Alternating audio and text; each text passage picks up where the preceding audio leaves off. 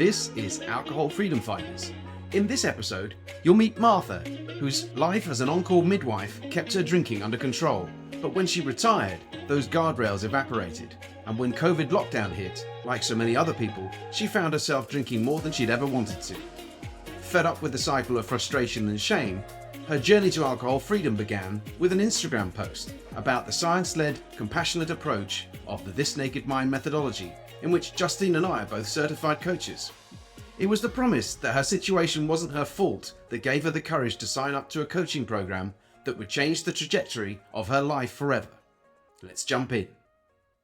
Okay, welcome to Alcohol Freedom Finders. This episode we're really excited to have with us Martha Redpath, a coach from the United States. She's a friend of ours. We trained together as coaches with This Naked Mind. She's been a midwife or at least was a midwife for 30 years, a midwife and a nurse, and is specializing in trying to help healthcare professionals and midwives and anyone in that space who's struggling to keep a lid on the amount that they drink. And without further ado, I'd like to say hi to Martha. Hi, Barry. Hi, Justine. I'm so honored to be here. What a privilege. And we're so blessed to have you with us, Martha. I can't wait to hear more about your journey. I gravitate towards you. I've always gravitated towards you, but we've never had time to sit and explore your specific journey and what led you to This Naked Mind in the first place, and now becoming alcohol-free and an alcohol-free coach. I know. Well, it's been quite a journey. For me, it's been a bit of a simmering pot that my alcohol journey sort of gradually increased. I had these lovely boundaries of call. So as a midwife, I was very determined not to be over drinking when I was on call. And some days I would come home at the end of my call and have the big glass of red wine there, but it was quite moderated and contained. And then what happened is that when I retired, those guardrails left.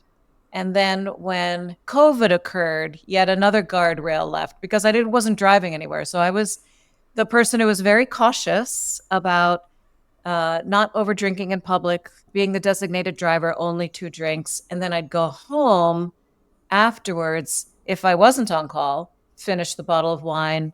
And so a lot of it was in the shame of hiding, for me, was a big part of my story. And I found This Naked Mind when I was on Instagram, surprisingly. We typically do dry January. And so it was January of 2022. So post-COVID, post-realizing suddenly I was drinking a bottle of wine a night, sometimes more than that, and feeling sick, beating myself up, not quite sure what I wanted to do. And then I saw this Instagram about compassion. It wasn't my fault that this is such an addictive substance. All of society is promoting it and thinking it's the best thing in the world. And I thought, I've tried this. I can do 30 days, think I'm done, moderation, great, and then I'm back even more. I was thinking about it more. It was in my head so much more that I was drinking more. And I thought, I kept getting the emails about the path.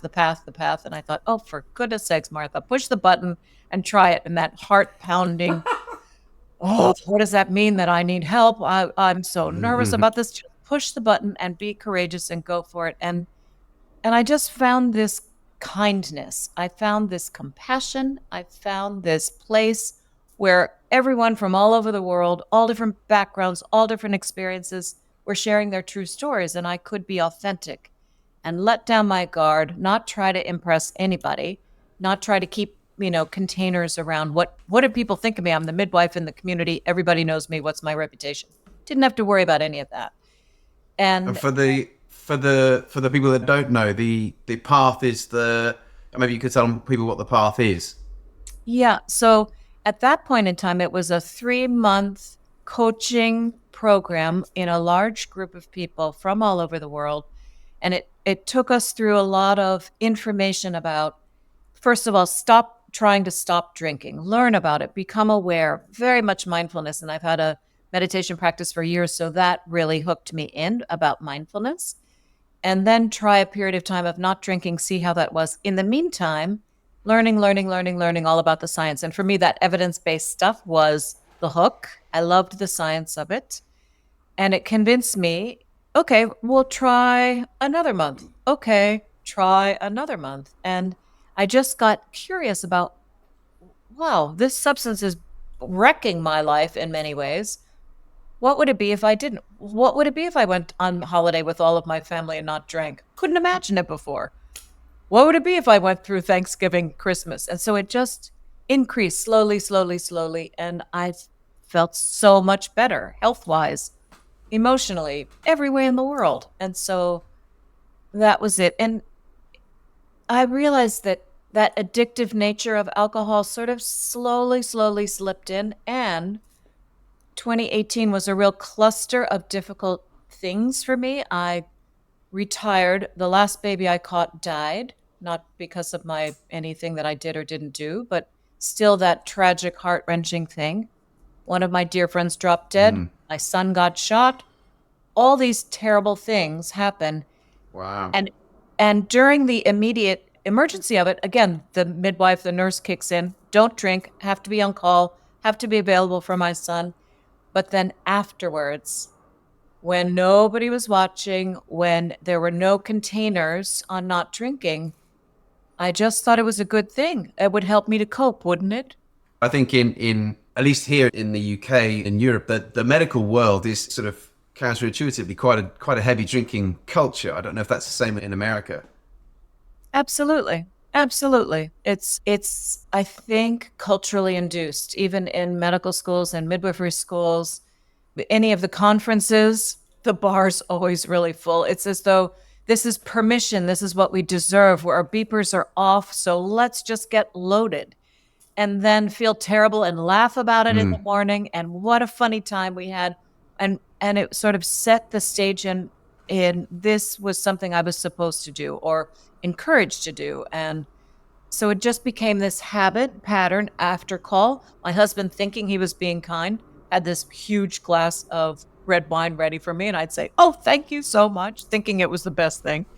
And I think healthcare providers are also, it's an addictive, why would it not be addictive to them like everybody else? And so, but there's more shame involved because here we are, the experts. We're giving advice to people about healthcare all the time, all day long. And then how do we take care of ourselves?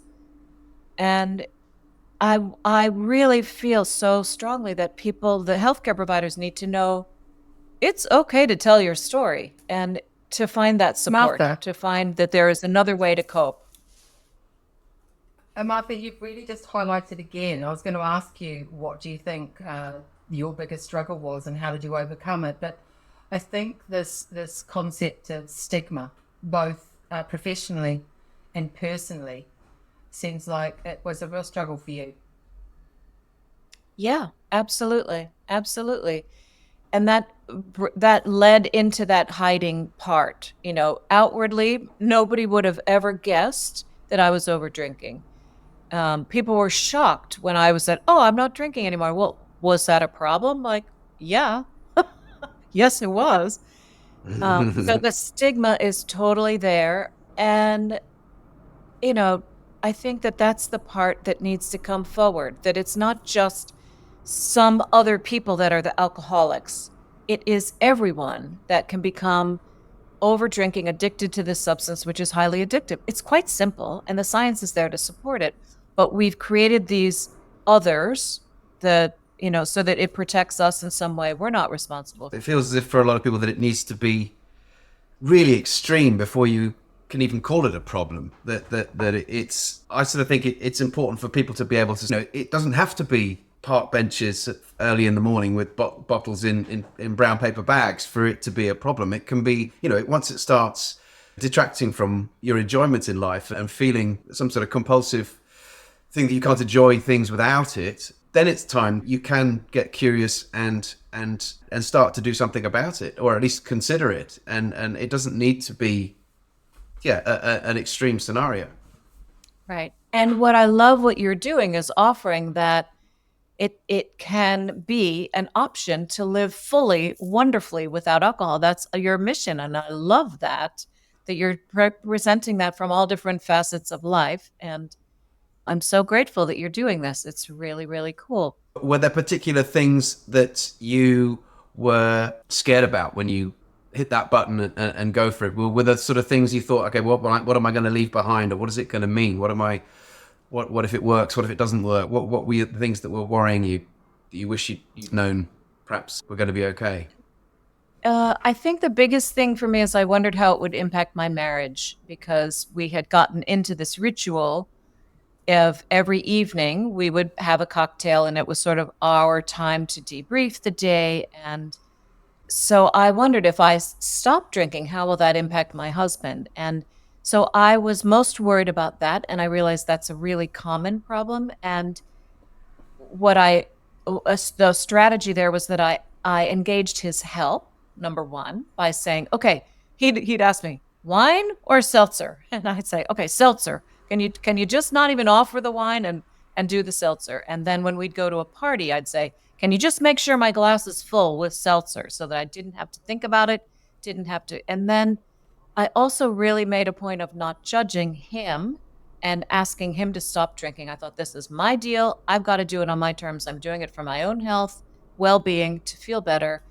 And he's got his own journey. And so months later, I said to him, how is it for you that I'm not drinking? Like, this is a big deal for me. And he says, well, first of all, you're much happier, and you're not judging me. And I got like, bing, bing, bing, bing, bing. I got to register that one and make sure that that's still true, because I want the marriage to be still engaging and intimate. And in fact, it's given me more resilience to manage his own health issues. And so that was really my biggest fear, and also what other people would think. But I think on a personal level, on my friend level, that was fine, because all of us, as we're aging, I've realized, like, this is making I'm more sensitive to it as I was aging.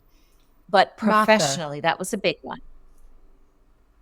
If you're looking to take back control of your drinking, why don't you join our Alcohol Freedom Finders 30-day group program? It's a great place to start, because we approach it as an experiment rather than a challenge. Whereas, as well as getting a great detox, you learn the science and the psychology about why you're drunk in the first place. So whether you want to stop altogether or just become a more mindful and moderate drinker, why don't you give it a crack? Use the link in the show notes to sign up to our next Alcohol Freedom Finders 30-day program, and you won't regret it, because no one ever woke up in the morning and said, I wish I'd had more to drink last night, did they? Now, back to the episode. Martha, I just want to go back to the talk about in the home and in relationship, because that is so common. I know for myself, I thought that actually really it's the cat out of the bag. If I'm a failure in front of my husband and I can't drink, and he's saying, how do we have fun on holiday? What about that first drink when you go abroad? This kind of celebration and togetherness moment. So I really resonate with what you said there. And I, like you, I've never told my husband to change his relationship with alcohol. But surprisingly, and lo and behold, after me doing this work for a year without him just witnessing me, come Christmas time, he just decided he would have a little break. And we're now 6 months down the line. And so the science of this naked mind, and the process, the way that it embraces not just us, but our families and all of those around us, and you're about to talk about professionals too, that it sort of carries all of us in a wave of positivity that in itself, just there's no room for stigma, because it's all out there. And our vulnerability, what a gift to give our partner. Yeah, no, I agree. I totally agree. And they've done these really interesting studies about partners and brain waves in their heads, and people that are hugely anxious, if they put one partner on medication, the other partner's brain waves settle down. And so I think it's a similar thing for me energetically. I think by not drinking, there's a whole different energy field around that happens that, of course, is very contagious for anyone that comes along. And so on that level too, there's so much mystery around healing and change. And I'm so grateful for that. So I'm very curious about that as well. So, is there anything that you wish you had known while you were drinking that you know now? I think what would I the biggest thing that comes to me is that you feel so much better. And that a lot of the construct of drinking has been socially defined and promoted by the alcohol companies and not true. And so I used to have this image that a certain amount of alcohol is good for us, isn't it? A little bit of red wine is good for us, but too much alcohol we know causes liver disease. Oh, so as I was slipping closer to that other side, I thought that that spectrum rather than a black and white issue. But I think the biggest thing that I've learned is that I don't need it. It's not good for me in any way. That it's been it's like a myth breaker. I feel like this Naked Mind system has broken the myth for me. At one point I said, this program has ruined drinking for me. I, I don't want it at all. There's no reason. It's not serving me one bit. It's ruined it, which I love. I mean, I'm so grateful for that. I love that. I love that. For me, at least, that it was the science and sort of the steady questioning of yourself and curiosity that eventually sort of leads to the psychological changes that you eventually see alcohol for what it is, and it really is like pulling back the curtain and going, oh, it's not the sort of be all and end all that I always thought it was, and it is actually leaving me worse off every time, and you know, it makes me feel better briefly, but in the end the net effect is negative, and eventually you just think, well, why am I keep banging my head against this wall, you know? And when you can see it for what it is and feel positive about not doing it, and then get away from it for you know, 30 days, 60 days, or whatever it is, then the realization is like, oh wow, yeah, so that's what life can be like. Have you found for yourself new activities and adventures and things that have improved your life since you've gone alcohol free? You know, we've been pretty adventuresome in general, so I can't say that, but the biggest thing that I can say is that the quality of my relationships is dramatically different, and that my ability to be patient, my ability to be in my own skin and, you know, deal with difficult situations as my husband's health has declined is a million times better. I used to think that during COVID, when he was being annoying with cognitive changes, my blasting out my reactions was somehow helping, and then I would feel so. The biggest difference is I feel like I'm answering and reacting and being present in a way that feels in line with who I truly am, and not having this external substance change the way my brain works to activate in some way. So I honestly feel much more present. I feel less anxious, and I just feel more in my skin. And I didn't even realize that those were the ripple effects. I didn't know that until I'm now living it, and I feel like I have hope for the future again. And, you know, aging doesn't seem scary and like, oh, I'm going to be a mess in 10 years. I feel hopeful about that. So that's been wonderful. We thought it was about alcohol, but actually it's not about a funky colored, funky tasting liquid in a glass at all. It's actually about finding a way to be with ourselves. So yes, it's less about the liquid in the glass. All of a sudden we remove that out of the equation, and it starts to become a journey about who am I in this world, and how do I want to relate, and, you know, how do I want to turn up, and what possibilities are there out there for me? Yeah. Yeah. Well, I spent my whole life midwifing other people, empowering other people, watching this unfolding of these transformational moments. And I feel like I'm finally, perhaps, learning how to midwife myself. And Yes. it's about time. So, yeah. No, it is lovely. It's coming back to myself with myself in a way that honors myself, but also then, of course, honors the people around me in a much more authentic way. So that's the deep gratitude that comes through for me. And it's not a struggle. I think that's the piece I imagined, leaving alcohol would mean I'd be white knuckling it, missing it and wanting it. And I have none of that. And that's the freedom piece. That's the beauty of the Annie Grace system of this naked mind that truly unravels those beliefs on a deep level that helps personalize it. And somebody said to me recently in one of my coaching sessions, well, I do like the taste of it. And I said, okay, that's your experience. So explore that, understand that. Where does that come from? Rather than me saying, well, it tastes bad. It wasn't real for her. So anything has to come from our own experiences, and we have to be our own best teachers.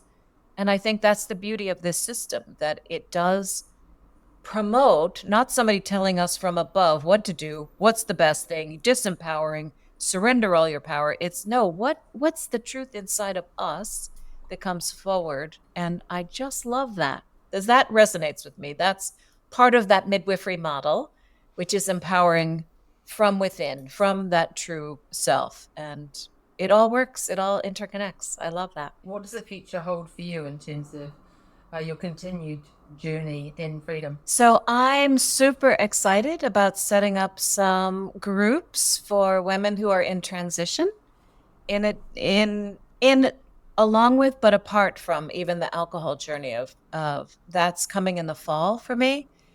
That's a piece of it. So for me, coaching is this whole new journey, which I'm super excited about, and seeing a similar transformational midwifery model of the answers are within us, and as well as doing 30-day group teaching in addition to my individual coaching. But my real journey is, along with, my husband having this terminal diagnosis, is to be present, to be completely available, present, and draw in the supports as I need it, so that dance of comfort and discomfort, that dance of asking for help and being self-sufficient, and that human experience. So all of this is somehow wrapping together, and it's life, it is life in a way that I feel excited about it rather than overwhelmed by it. And I think a lot of stress previously felt overwhelming,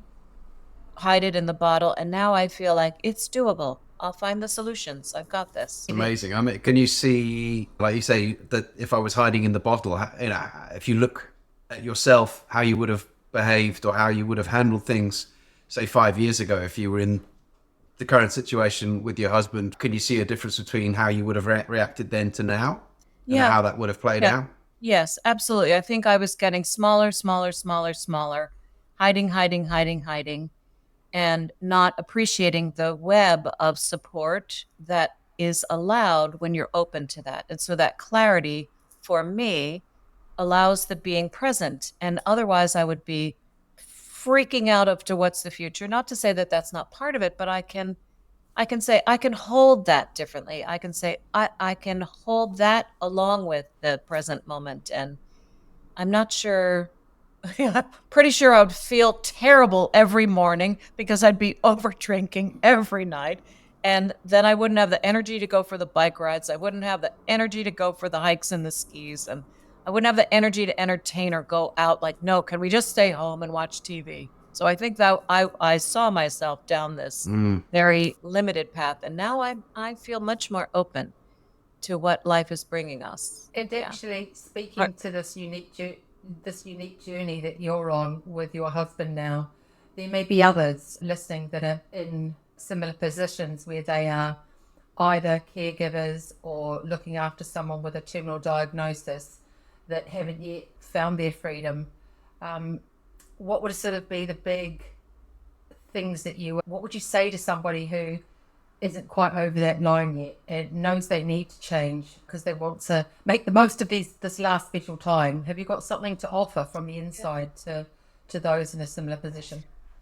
I love that question, Justine. I think I would just say, really ask yourself, is this serving you? Is this really helping you? And could there be, to open that little window of curiosity, could there be another way that would be a better support for you?